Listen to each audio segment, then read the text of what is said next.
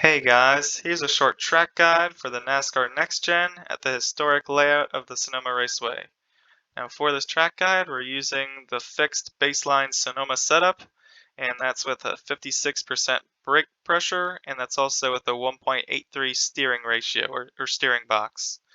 Also, the track settings, we're using 28% track usage, and it's 131 degrees track temperature. Now for this track guide, we're going to show the lap in full speed first, and then afterwards we'll analyze the lap in a few different angles in slow motion. Enjoy.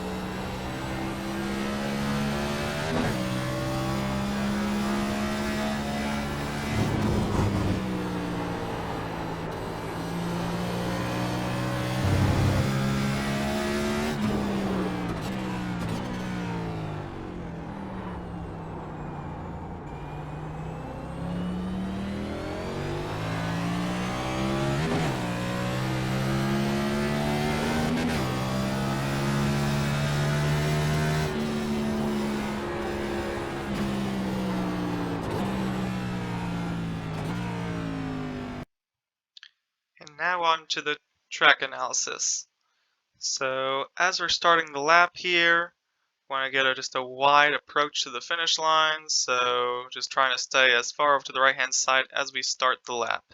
So as we start the lap, you can see we're full throttle at the line. However, we immediately turn into the apex, into this first corner, half throttle as we get to this wall.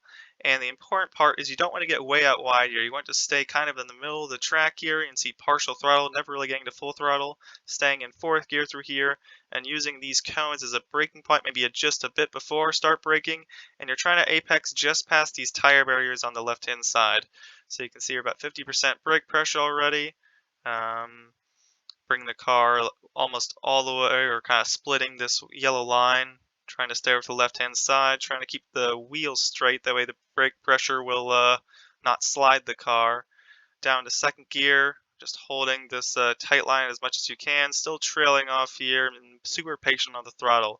The rears really want to oversteer here. As you can see, we're going to have to counter steer on exit as we're partial throttle. A lot of oversteer there, and really patient on the throttle through here, waiting for us to get over the crest before we upshift to third gear.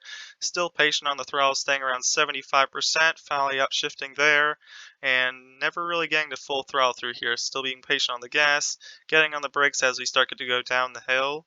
And we're actually going to get some of this curb here. If we avoid the curb, the car is actually going to be a little bit too far over, and the curb's not really going to bounce us too badly. Partial throttle, then a tap of the brakes to rotate the car through here, trying not to get too much of the curb, slowly on the throttle again as we go over the crest. I'll be patient because the rear is going to be super light through here, using all the curb over here, super blind approach, so trying not to run too wide. And now this next corner is super important. First of all, we're using the second pylon as our braking point, and we really want to manage the curbs as we get into this corner. If you hit the first curb, it's really going to send you over into the second curb, so you see you're getting around 70% brake pressure initially, going to downshift to second. And the goal is to try to avoid the first curb, but then get over to the second. If you try to avoid both curbs, you're just going to lose exit speed because you're just trying to pinch the corner too much. So you can see we're turning in here, trailing off into the corner, just getting a tiny bit out of this curb, but initially getting back onto the gas quite quickly, unwinding the wheel and using all this exit curve through here. It's going to bounce the car a bit, but just try to stay straight over it and you should be fine on the exit, avoiding the wall through there. Upshifting to third through here. Looking at the left hand side, you can see there's this darkened part of wall. we're braking kind of like a car length after that or right at it. You can see 70% brake pressure, maybe 80% down to second. And this is super important. While you want to turn in to make sure you don't run too wide through here, hitting this curb is also, it really unsettles the car. So you want to get right up close to it without hitting it if possible. Patient on the throttle, just getting the car around the corner through here and without understeering if possible. Getting this curb through here isn't really too bad, just kind of shortening up the track there up to third gear and about to approach these faster S's. Partial throttle, you can see in third gear, then tapping the brakes into second. However, the important part is once you tap the brakes to get the car rotated, you want to maintain that apex speed. So we're going to hold the throttle just a little bit through here as we straighten up. So about like 50%, but only quickly down back to the brakes to get the car rotated. But just maintaining the apex speed between is really crucial. Partial throttle through here as we get up this crest. Again, try not to rotate the wheel too much, just keeping it straight. Bring the car to the left-hand side. As we go down the hill, there's a big bump at the bottom here. You can see we're not ever going to go to full throttle. We're going to stay in fourth gear through here. As you can see the bump right around there. You can see it gets us a little oversteery.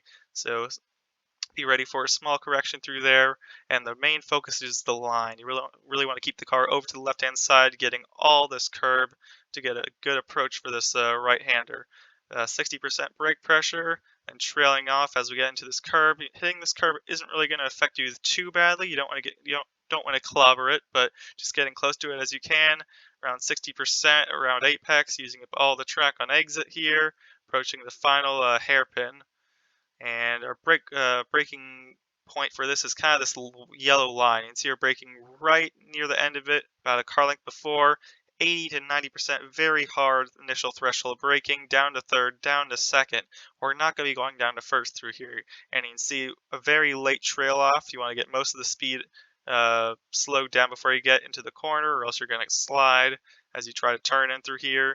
If you downshift to first, you're really going to have issues on exit because you're going to have a lot of wheel spin in the back and you have to manage the throttle very precisely. Second gear, you're going to be lowering the revs and it's going to be less wheel spin on exit. So staying in second, just holding a tight line, partial throttle on exit, waiting till the rear tires get ripped to get more on throttle. Up to third gear, around 80%, 90% throttle right now, holding a tight line to the finish. And that's a lap around Sonoma. And now I'm going to show the lap from chase views just so you can look at the lines I'm taking a bit more clearly.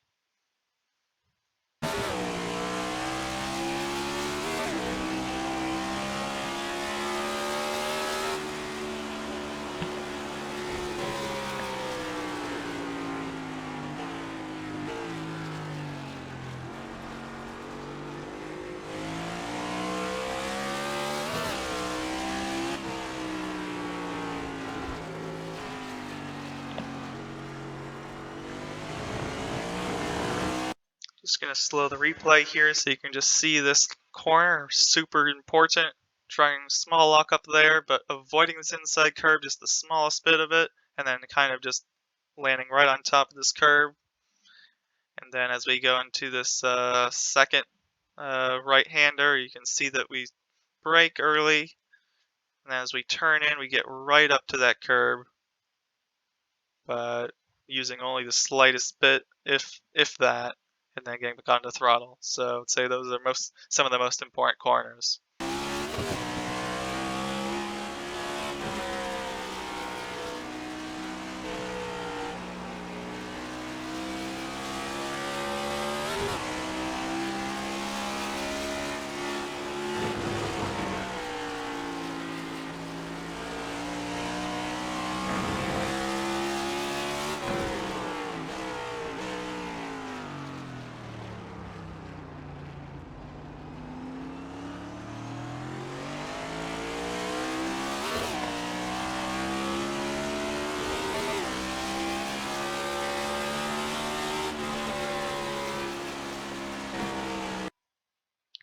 So that was a 118.22 lap time.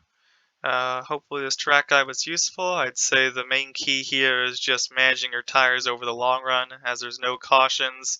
It's just going to be about who's going to manage those rear tires, as those are what's going to burn up. So if you can manage those, I think you'll have a good time in the race. Anyways, thanks for watching, and see you next time.